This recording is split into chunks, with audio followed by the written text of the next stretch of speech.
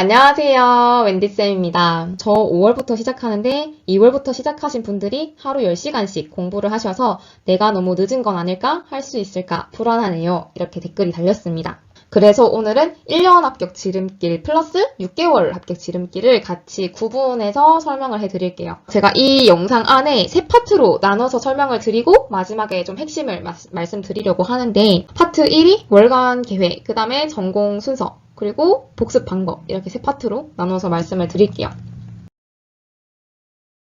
시험 디데이 정하고 월간 계획을 구분해서 차차 주간으로 실천을 하시면 될 것 같은데요.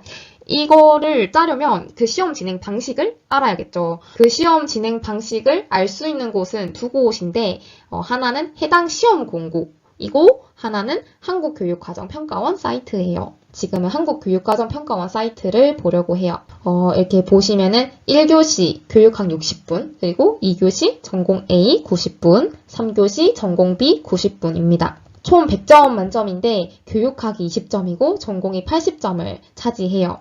근데 제가 교육학은 2-1, 2-6, 2-7, 2-8 영상에 걸쳐서 넓게 말씀을 드렸기 때문에 오늘은 80점 전공 위주로 말씀을 드릴게요. 전공 A, B 합쳐서 단답형 6문항에 12점, 그리고 서술형 17문항에 68점.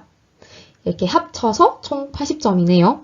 그러면 공부할 때 이 내용이 단답형으로 나온다면 딱 이 단어가 나오지 않을까? 아니면은 또 이 내용이 서술형으로 나온다면 이 이유를 물어보지 않을까? 이렇게 생각하면서 공부하면은 더 좋겠죠. 그리고 비교수 교과는 100% 교과 내용학에서 출제된다고 적혀 있어요. 그러면은 우리는 비교수 교과니까 교과 내용만 이렇게 뜯어보면 되는 거겠네요. 그러면은 이제 월간 플랜을 짜봅시다. 1번 상반기 초에 시작한 경우는 2-1 영상에서 더 자세히 다뤘었어요. 근데 그거를 요약하자면 1월에서 5월은 기본 이론. 사실 1월, 2월, 3월에 시작한 거에 큰 차이는 사실 없는 것 같아요. 여러 사례를 보고 제가 느껴도 그냥 1월, 2월, 3월에 시작한 사람은 그냥 5월 30일까지 기본 이론을 다 뗀다. 이거 같고 6월에 정리를 한다. 그리고 7월, 8월에 문제풀이 인강을 듣는다. 그리고 9월, 10월, 11월에 기출을 분석하면서 또 기출 풀면서 계속 인출을 한다. 정리를 한다. 내 것으로 만든다.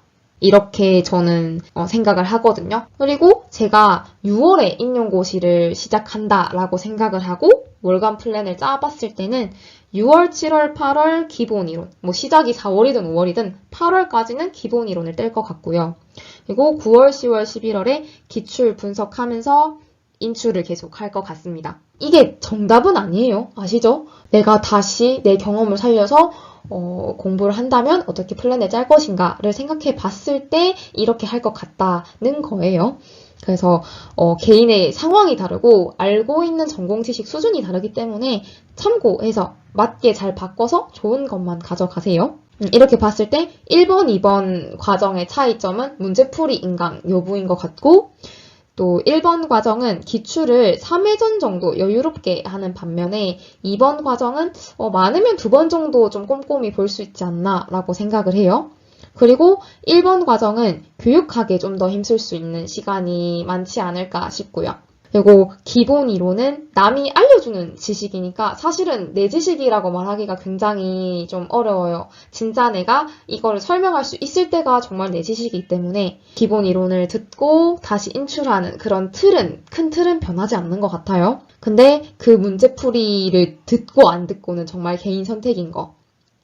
시간이 많으면 다양한 문제에 적용해보는 시간으로 좋다고 생각을 해요. 문제풀이 인강이.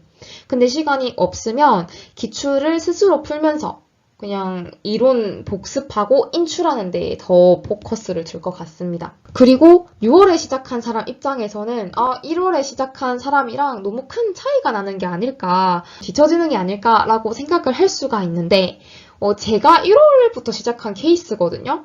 1월부터 시작한 사람은 그만큼 시간 여유가 좀 있으니까 루즈해질 가능성이 커요. 그러니까 느슨해질 가능성? 2-5 영상, 그 합격 수기 비교 영상에서 말씀을 드렸었는데 시험은 텐션 유지예요.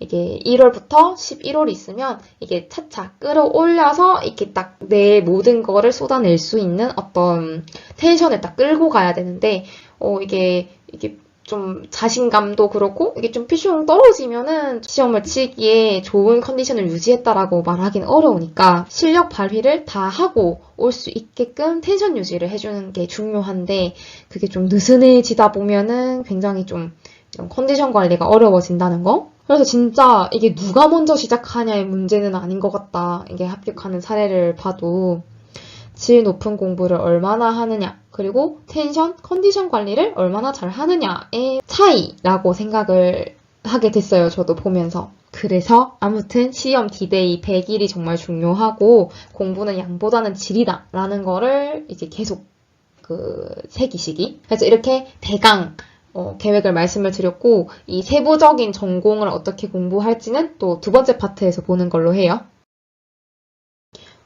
댓글 질문이 빠르게 1회독을 하는 게 좋을지 아니면은 꼼꼼히 복습하면서 진행을 하는 게 좋을지 고민이 된다는 내용이었어요. 아마 주변에 조언을 구했을 거예요. 늦게 시작을 한 편인데 어떻게 공부를 하는 게 좋을 것 같나 이렇게 물어봤을 거예요. 근데 아마 이제 늦게 시작했으면 당연히 빠르게 1회독을 하는 게 좋지, 왜냐면 시간이 촉박하니까 라고 얘기할 가능성이 높거든요. 이해를 해요. 왜 그렇게 얘기를 해주는지도. 근데 정말 공부 스타일이에요. 그 공부 스타일이 있기 때문에 그 스타일에 맞는 효율적인 방법을 선택을 하셔야 되기 때문에 제가 그 유형을 이렇게 3가지로 나눠서 말씀을 드릴 테니까 좋은 걸로 선택을 하세요. 1번 유형, 처음부터 어려운 걸 잡고 꼼꼼히 본다. 꼼꼼히 복습한다. 영양 임용의 경우는 보통 생화학, 고급 영양학을 잡죠. 어려운 걸로. 처음에 어려운 걸 하면은 그 뒤가 수월하고, 처음에 텐션이 좋아요. 처음에 이제 다짐을 하고, 내가 매일 이렇게 공부를 해야겠다. 다짐을 하고 어려운 걸 먼저 해두면 그 뒤가 되게 수월하지 않을까요? 그리고 답변으로도 저라면은 생화학을 잡을 거라고 말씀을 드렸는데 5월이 늦지 않았다고 생각했기 때문에 그렇게 말씀을 드린 거예요. 근데 만약에 3개월 남았어요, 시험이.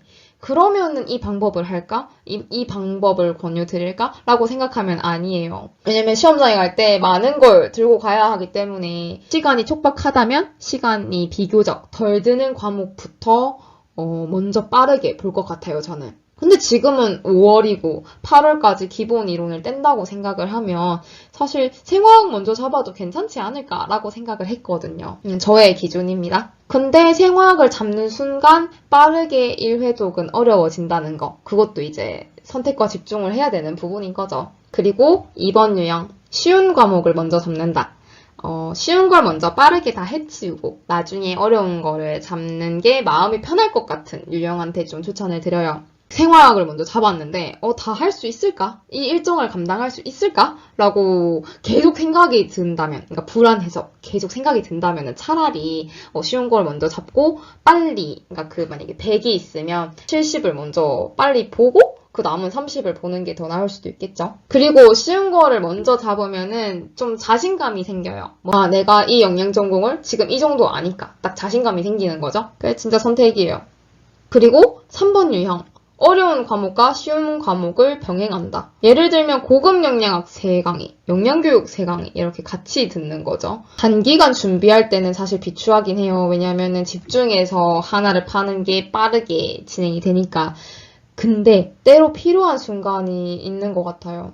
머리가 과부하 왔을 때 생리학, 고급 영양학만 진행을 하면은 머리가 되게 아플 수 있거든요. 난이도가 어려우면. 근데 그 영양교육, 좀 난이도가 괜찮은 영양교육을 같이 섞어서 들으면 좀 리프레시가 되는 느낌? 그래서 이렇게 3가지 유형을 말씀을 드렸어요.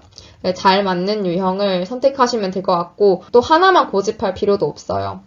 1번 유형으로 가다가 3번 유형을 섞었어도 되고, 아니면은 1번 유형 하다가 2번 유형으로 바꿀 수도 있고, 알 수는 없지만 이런 유형들이 있다는 거 참고하시고 좀 유동적으로, 융통성 있게 선택을 하시면 좋겠습니다. 이제 복습 방법 볼까요?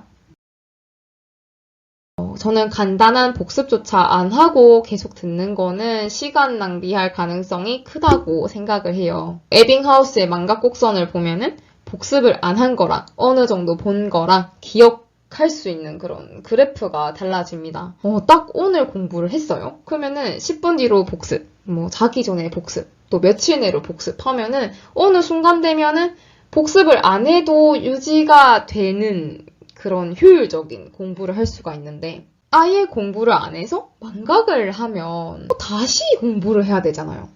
다시 똑같은 과정을 밟아야 되잖아요. 그래서 저는 꼭 복습해야 한다고 생각해요. 복습물이 꼭 내 정리 노트가 아니어도 괜찮아요. 제가 2-1 영상에서 저만의 타이핑, 저만의 단권화를 했다고 했는데 사실 여유가 많으면은 그렇게 할 것 같아요. 왜냐면 공부를 할 때 내가 딱 잘 정리한 노트가 있으면 어떤 단권화가 돼 있으면은 복습이 더 효과적이니까. 근데 그냥 공부할 때 봤던 책을 복습을 해도 돼요. 그냥 공부했던 내용이 생각날 수 있는 어떤 것이든 괜찮다고 생각을 합니다. 정리하는 것도 시간이 많이 들어가거든요. 아시잖아요? 그죠? 공부를 해봐서 아시잖아요? 정리를 하는 그게 또 시간이 드니까. 그 정리할 시간에 백지 쓰기 한 장을 더 하는 게 더 좋을 수도 있다. 그리고 어느 정도 정리를 하고 싶다면 최대한 간단하게 단어만 써서 그러니까 단어만 딱 써두고 이제 말로 술술 읊는 거죠. 그러면 굳이 손으로 길게 안 써도 되니까. 물론 정리하는 방법은 개인마다 다른데 저라면은 그렇게 할 것 같아요. 그러니까 예를 들어서 미식도 영육중 딱 써두고 만약에 이거를 설명하라는 문제가 나온다면? 이러면서 말로 그냥 술술 하는 거죠. 그리고 뭐 키워드 정리를 안 해도 그냥 장점 2가지, 단점 2가지를 그냥 생각하고 읊으면 되잖아요. 어떤 전통조리 급식체계가 나왔을 때 정리는 딱 간단하게, 줄거리 아닌 간단하게 해두고 말로 읊는 식으로.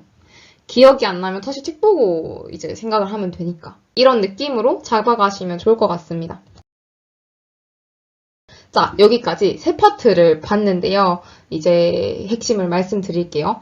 단기간에 합격할 수 있는 지름길. 1번, 시험 진행 방식을 알고 월간 플랜 짜기. 이거는 앞서 그 파트 1번, 2번에서 뒷받침을 했어요. 그 1번, 2번을 토대로 월간 플랜을 짰다면 주간 플랜을 나누시고 이제 매일매일 실천을 하시면 되겠죠.